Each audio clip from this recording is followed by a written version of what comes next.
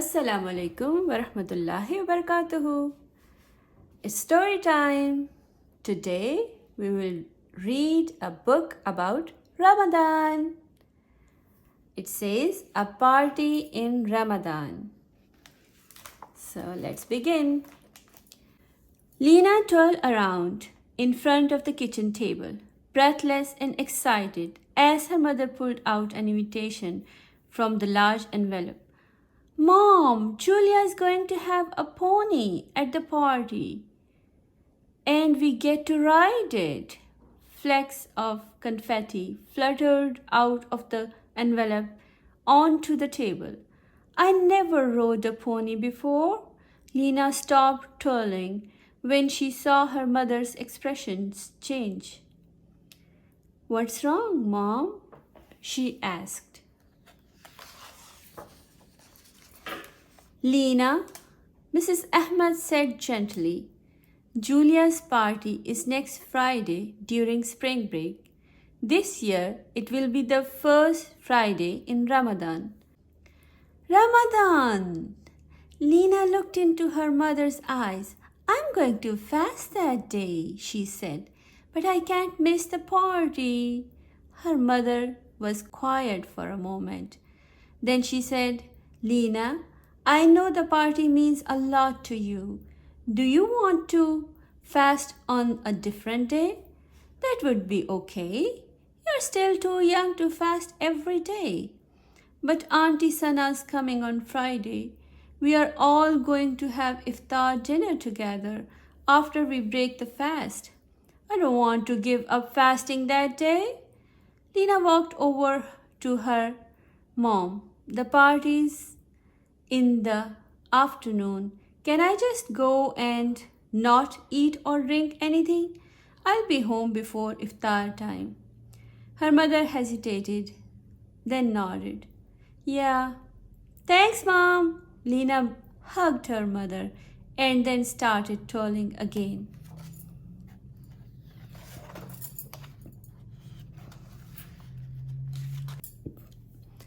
The day of the pony party finally arrived. In the entryway of Julia's house, Lena and her mother introduced themselves to Julia's mother. Mrs. Bernard, Lena's mother, explained that because Lena was fasting, she would not be eating with the other girls. Oh, but we are not having a meal, Mrs. Bernard said. We are just having cake and punch. She can't eat or drink anything at all during the fast, said Lena's mother, not even water. Not even water? Asked Mrs. Bernard. Her voice seemed very loud to Lena, who was embarrassed to think her friends might hear. Julia and some of her party guests came to see who had arrived. It's Lena! They cried. Julia, Amy, and Cindy ran and gave Lena a hug. Come and see the pony. Gratefully, Lena gave her mom a quick hug and headed down the hallway with her friends. Steamers and balloons decorated the kitchen. On the table, surrounded by pony plates and cups, was a large cake with chocolate icing. Through the kitchen window, Lena saw the pony. She and her friends ran out the door to join the others who were waiting for their turn to ride. When Lena's turn came, she sat high in the saddle and imagined she was a princess. She gently stroked the pony's neck, running her hand over his shiny, soft skin. After the pony rides, the girls played tag and laughed and chatted with each other in the warm sunshine. Racing around made them thirsty. Lena's classmates decided to have some lemonade. Then Lena remembered that she was fasting. She didn't care about missing the lemonade. She was having a lot of fun at the party. It was easy to be here and fast at the same time. Her mom had been worried for nothing. While the girls were having lemonade, Lena decided to swing. She pumped her legs and sailed high in the air. She closed her eyes and imagined she was flying as wind rushed across her, lifting the edges of her hijab. As the swing slowed down, Lena realized she was thirsty. Cold lemonade began to sound good. Lena thought about how refreshingly tart and sweet lemonade tasted, and how she liked to let ice cubes from the drink melt in her mouth. She decided to ask Mom for lemonade at iftar time. After playing tag and swinging so high, Lena was also starting to feel tired. All the girls were going into the house. Lena gladly got off the swing and joined them. The cool air inside felt good. Mrs. Bernard called the girls to the kitchen for cake. Amy stood by Lena's side. I'll stay with you. I'm not hungry anyway. Lena smiled at her friend. Thanks, Amy, but I'm fine. Go and eat, and then we'll sit together. Don't miss the chocolate cake. Amy paused. Are you sure? She asked. Yes, I'm sure, said Lena. But Tina was not so sure. I'll see you in a little while. While the other girls were eating, Lena walked into another room. She sat down on the edge of a couch. Her stomach growled, and there was a big emptiness in it. Her head was starting to hurt. She felt tired. Why did God have to make it so hard? She wondered. And why did I have to run so much in the hot sun? The back of her throat felt dry.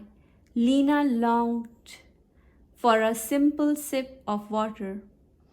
Being at the party was not fun anymore. She just wanted to go home. Would 5 o'clock ever come?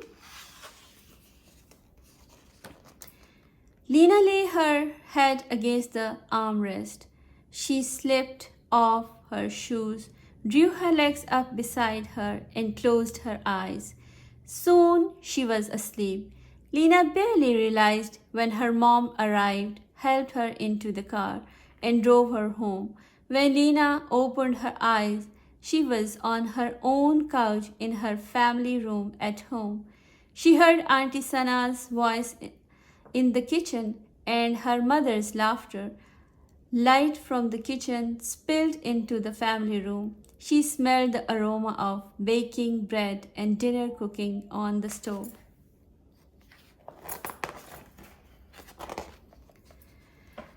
Lena's father sat down beside her. As she sat up and blinked to clear the sleep from her eyes, How's my fasting, girl?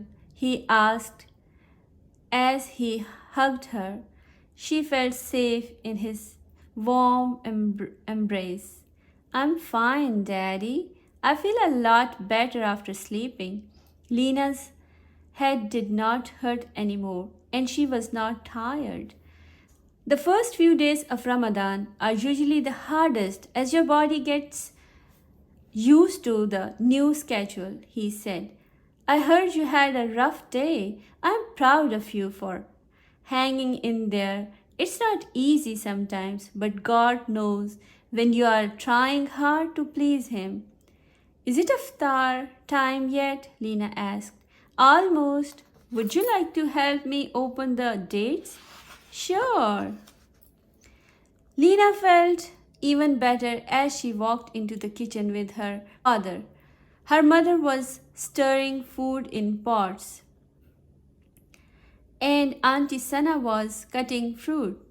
They hugged Lena and told her how proud they were of her. The hug made Lena feel warm and cozy. The family shared stories as they prepared dinner in the kitchen. Lena's younger sister, Amira, ate dry cereal in the high chair. Lena helped Daddy put dates on the plate and pour water into glasses. Her difficulties at the party seemed as if they had happened a long time ago. Finally, the time came to break the fast. Lena said the traditional prayer to herself in Arabic as she reached for a date. God, I fasted for your sake, and I break my fast with food provided by you. In your name. The sweetness of the date filled her mouth. It was followed by refreshing cold, clear water. Then family spread out sheets in the family room and prayed the Maghrib prayer together, as they did every night just after sunset. After the prayer, it was time for dinner. Lena was thankful for everything she ate. The muffins melted in her mouth, the meat was delicious, and even broccoli tasted good. After finishing her dinner, Lena said, "Please pass the baklava, Mom, and may I have some lemonade with it?" "I have a surprise for you, Lena," her mother said, pulling a package cup from the cabinet. "There is one cup of your favorite chocolate pudding left. I saved it for you. Would you like to have it instead?" "I sure would," said Lena. "Thanks, Mom." "Chocolate pudding!" yelled Amira as she ran to the table. "Honey, this is for Lena today," Mrs. Ahmed gently told the toddler. "You can have a cookie." "Amira, I was fasting today," Lena told her sister. "I didn't get to eat all day." "Me too. I was fasting. I didn't eat pudding all day too," Amira said, looking at her sister. "I don't have to share today," Lena thought. "I fasted all day, and I should get to eat whatever I want now." Lena put a spoon of pudding into her mouth and savored its thick chocolate flavor. She looked into her sister's face. She remembered how she had felt at the party when she really wanted to eat the chocolate icing on Julia's cake and couldn't. Lena took a second spoon of pudding. Then she slid the cup in front of her sister. "Here you go, Amira. You can have the rest." Mom smiled, and Auntie Sana reached over and patted Lena on the shoulder. As the family began eating dessert, the doorbell rang. It was Julia and her family, and Amy and her mom. They were carrying chocolate cake from the party. "Hello, Mrs. Ahmed," said Mrs. Bernard. "We thought Lena might like some cake. We saved some for her." "How kind of you. Please join us for dinner," said Lena's mom, warmly inviting the guests to the table. Lena ran to greet them and introduced everyone. Her mom bought plates for the guests, and everyone began to talk and eat. Afterward, the girls ate chocolate cake. Their parents sampled baklava and fruit pudding. Lena thought about how hard the late afternoon had been. She remembered how wonderful dinner had tasted in the evening. Fasting had made her appreciate and feel thankful for the blessings. Fasting also made her want to share what she had in the warmth of the kitchen. With family and friends, Lena happily finished her piece of cake. The end. I hope you like the story. See you next time. Assalamu alaikum wa rahmatullahi wa barakatuhu.